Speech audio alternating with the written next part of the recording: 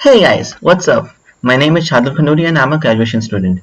So, I want to be a physics teacher in my future, and that is why I'm here with this lecture series of physical thermodynamics for degree students. So, as you can see, here the reference book I'm using is Heat and Thermodynamics by Mark Zemsky and Richard H. Ditterman. So, without further ado, let's get going.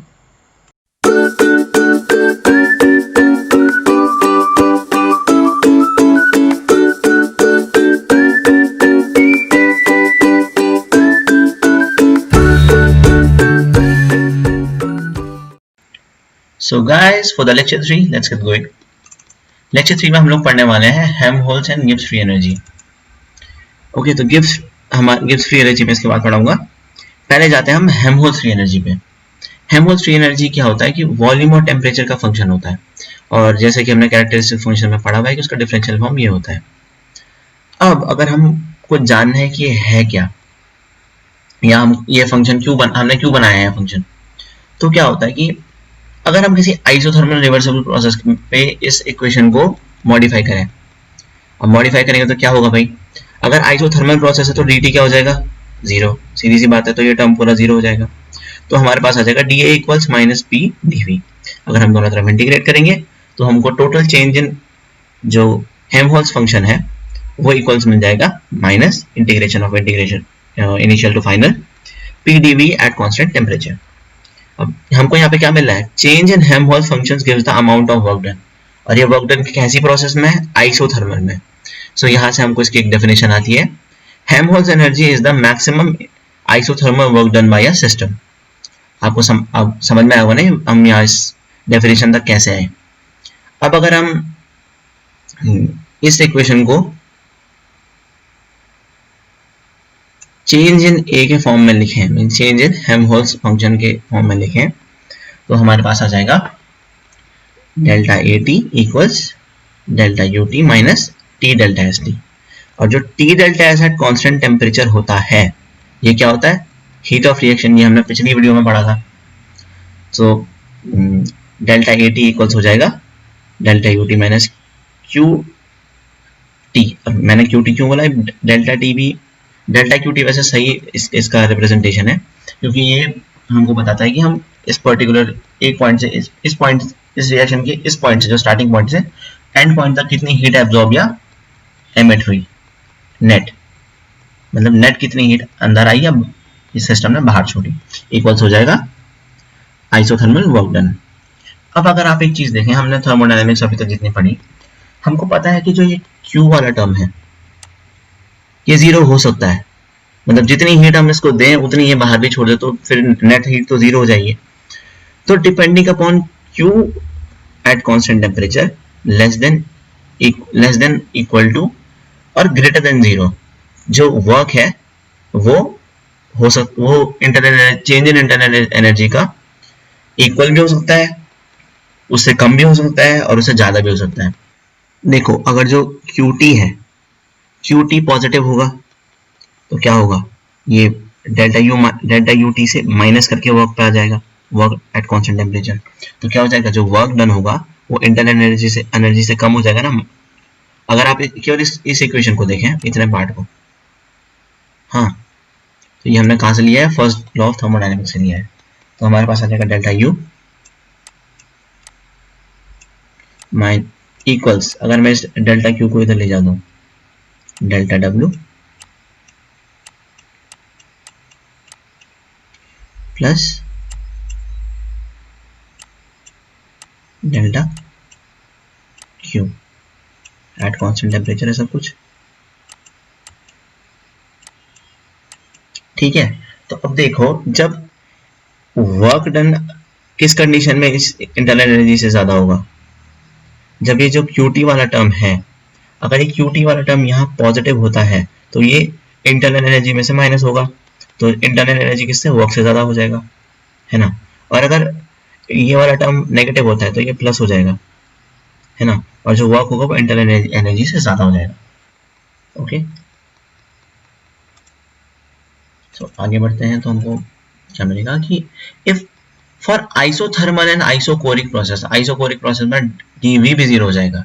तो अगर देखो constant temperature की वजह से ये term zero और constant volume की वजह से ये टर्म 0, तो क्या हो जाएगा डी इज इक्वल टू 0, और जो ये हेल्महोल्ट्ज फंक्शन होगा इसमें कोई चेंज नहीं आएगा।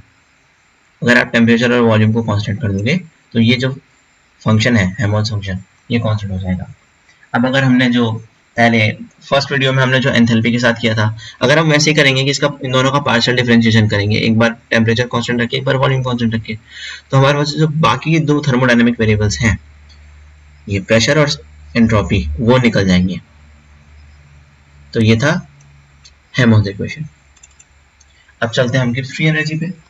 गिब्स फ्री एनर्जी का जनरल एक्सप्रेशन होता है G equals H minus T delta H, जो इसका डेफिनेशन है उससे हम ये फॉर्मूले पे आते हैं। अब फॉर रिवर्सिबल इन्फिनिटेसिमल चेंज, मतलब जो हमने उसमें यूज किया था फर्स्ट, ये फॉर्म आपको याद होगी कि हमने ये क्या था, फोर्थ कैरेक्टरिस्टिक फंक्शन था, है ना। तो अगर हम इस इक्वेशन के साथ, जैसे हमने हेल्महोल्ट्ज इक्वेशन के साथ थोड़ा ऊंच नीच की थी, इसके साथ भी करते हैं।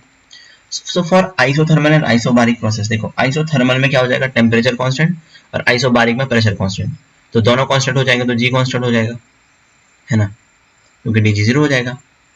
और सिमिलरली अगर हम इधर करेंगे, if you take pressure and temperature constant, one of them at constant at a time, अगर दोनों में से हम एक को कांस्टेंट लेंगे तो एक टाइम पे, और डिफरेंशिएट करेंगे दूसरे से, जैसे हमने पिछले इसे हेल्महोल्ट्ज इक्वेशन के साथ किया, तो वही कैरेक्टरिस्टिक फंक्शन जैसे नॉर्मली करते हैं।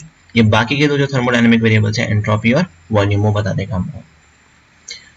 So this is particularly important in process involving phase transformation.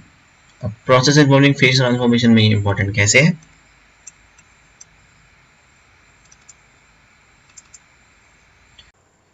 Gibbs function is extremely important in chemistry since chemical reactions begin and end at the same equilibrium atmospheric pressure and ambient temperature. अब देखो, जो हम experiment करते हैं किसी भी lab में, वो एटमॉस्फेयर के रिस्पेक्ट में कुछ भी नहीं होता, मतलब नेग्लिजिबल होता है। तो हमारे प्रेशर से जो प्रेशर और एम्बिएंट टेम्परेचर है, एम्बिएंट टेम्परेचर मतलब जो हमारे एटमॉस्फेयर का टेम्परेचर है, उस पर कोई फर्क नहीं पड़ता है हमारे जो एक्सपेरिमेंट कर रहे हैं उससे। मोस्ट प्रोबेबली आपको कभी लग रहा होगा कि भाई मेरी से हीट इवॉल्व हो रही तो मेरे आसपास की जगह गर्म हो गई, पर एज कम्पेयर टू देखो ना, पूरे अर्थ का एटमॉस्फेयर तो बहुत बड़ा है ना, तो एटमॉस्फेरिक प्रेशर और टेम्परेचर पर आपके उस छोटे से एक्सपेरिमेंट से कोई फर्क नहीं पड़ने वाला है। तो हम उसको क्या करते हैं कि कांस्टेंट कंसीडर करते हैं। सो और जो सब्लिमेशन, वेपराइजेशन और फ्यूजन है, ये तीनों प्रोसेसेस आइसोथर्मली और आइसोबारिकली होती है, मतलब इनमें टेम्परेचर भी कांस्टेंट होता है और जो प्रेशर है वो भी कांस्टेंट होता है। अब अगर हम इसको एक एग्जांपल से समझने की कोशिश करें, if Gibbs function of saturated solid liquid and gas are given by G1 G2 and G3, तो मैंने यहाँ पे जो आपको ये फेज डायग्राम बनाया हुआ है, ये फेज डायग्राम वाटर सिस्टम का है, थोड़ा रफली मैंने इसको बनाया आपको समझाने के लिए। तो अगर हम इसको रेफरेंस लेंगे, तो जो वाटर सिस्टम में ये जो लिक्विड है उसका हमने, जो सैचुरेटेड लिक्विड है उसका हमने गिब्स फंक्शन G2 ले रखा है, सॉलिड का G1 लिया है, उसका G3 लिया है।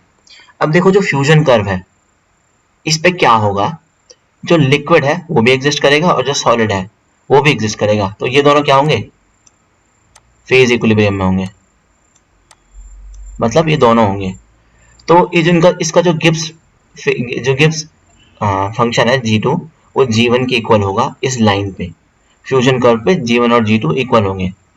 ऐसे ही सब्लिमेशन कर्व पे क्या होगा, G3 और G1 इक्वल होंगे। ये जो सब्लिमेशन कर्व है, सब्लिमेशन कर्व क्या होगा, यहाँ से सीधा गैस में कन्वर्ट होगा।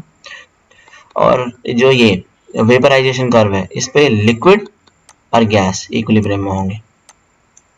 ओके, इक्विलिब्रियम कौन सा, फेज इक्विलिब्रियम।